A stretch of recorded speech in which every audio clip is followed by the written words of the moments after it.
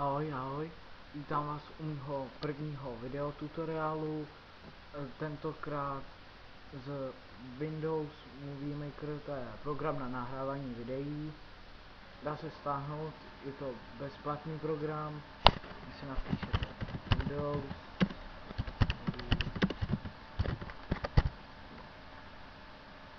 a je to hned druhý.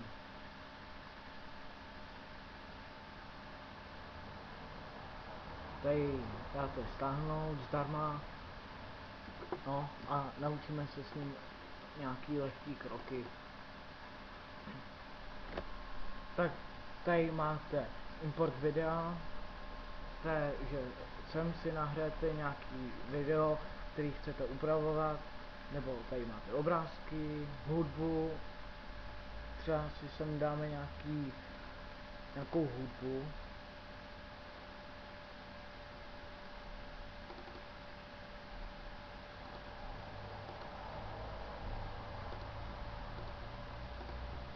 Tady dáte import, tady se vám to nahraje.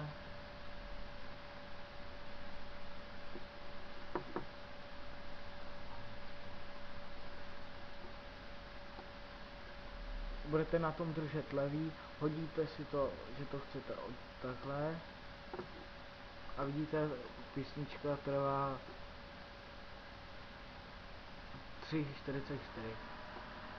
Hodíte si dolů, tady máte zobrazit efekty videa, to je, že tady si můžete vybrat, jestli chcete to mít rozmazaný. Tady máte zrnitý film, si můžete tady vybrat. Pak tady máte zobrazit přechody videa, to je, že třeba když tam dáte 3 videa, tak aby se vám to jako měnilo, třeba první video tam dám, a když si dáte shrnout nahoru, to je, že to pojede z boku. Tady máte vytvořit titulky, jsou jednoduché.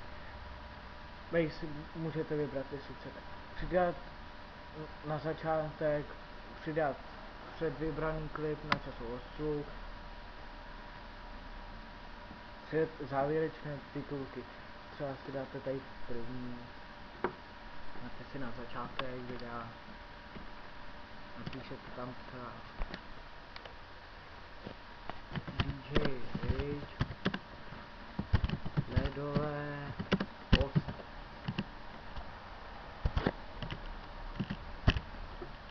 Tady vám to najde, jak by to mělo vypadat. Můžete změnit barvu, je to tučený.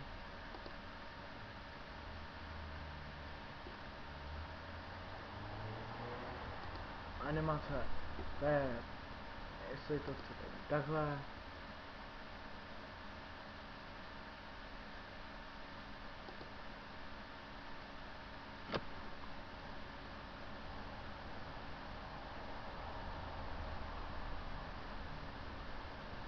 Já si to dám zrcadlit, dám uložit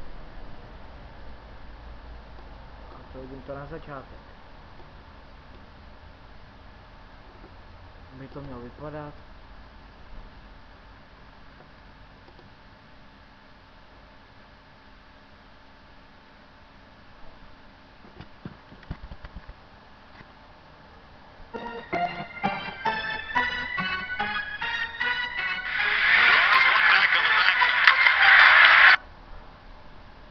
No, tady si vyberete, když už to budete mít dokončený, tak tady dáte buď uložit do počítače a hodí to třeba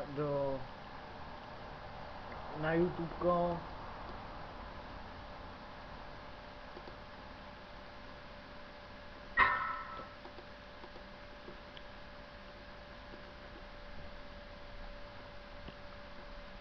No, a to je asi všechno. Tady soubory. No.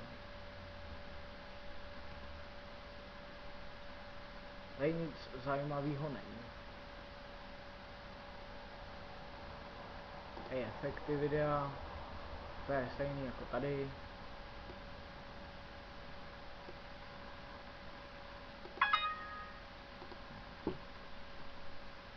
A to je všechno z Movie Makeru, no.